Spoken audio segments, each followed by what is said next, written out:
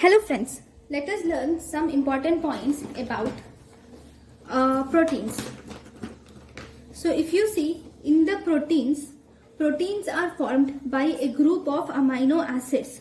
So if you see, we have two amino acids with R.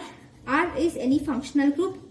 Amino acid should contain an amino group, and it should contain a carboxylic group. Okay, here actually it should be COOH, but this H has been transferred to this NH3, making it NH3 plus. Okay, similarly there is one more amino acid with similar configuration. Right, now if you see, we have a peptide bond will be formed between this carboxyl group and this ammonia group, and thus water will be released and a peptide bond will be formed. So if you see, we have this type of bond and the rest all will be same. Here this bond which is formed, which is CONH bond which is formed, this is called as peptide bond, which is CONH bond. That means an alpha carboxyl group of one amino acid combines with alpha amino group of other amino acid to form a peptide bond. Right? Then this is a normal peptide bond.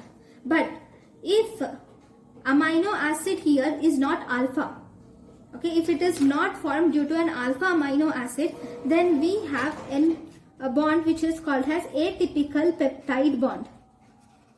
If it is not formed by an alpha amino acid, then we call it as an atypical peptide bond. So what are the differences between atypical and typical peptide bond? If you see, this peptide bond which you have seen here, which is normal peptide bond, is a partial double bond in character. It is rigid and planar in structure. It is uncharged, right? Though it is uncharged, it is polar because it has a CO group and NH group on the other end. So it is a polar bond which is uncharged.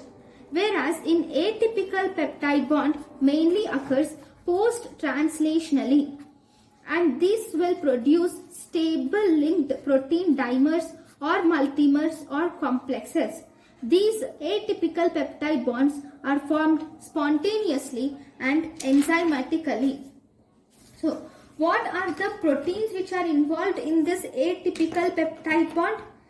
In typical peptide bond, any protein can be involved. But in atypical peptide bond, proteins like glutathione, thyroxine releasing hormone, ubiquitin attached proteins, and sometimes antibiotics like thyroxidine and gramicidin are involved in this atypical peptide bond. Right. So this is about the two types of peptide bond. There is one important thing is about the biological proteins. So these examples are very important. So what are tripeptides? These are peptides. Tripeptides are thyroxine releasing hormone and glutathione are tripeptides. Pentapeptide is enkephalin is a pentapeptide. Octapeptide is angiotensin 2 is an octapeptide. Nonapeptide, that is 9 peptide bonds are present in oxytocin, ADH and bradykinin. We have nonapeptide.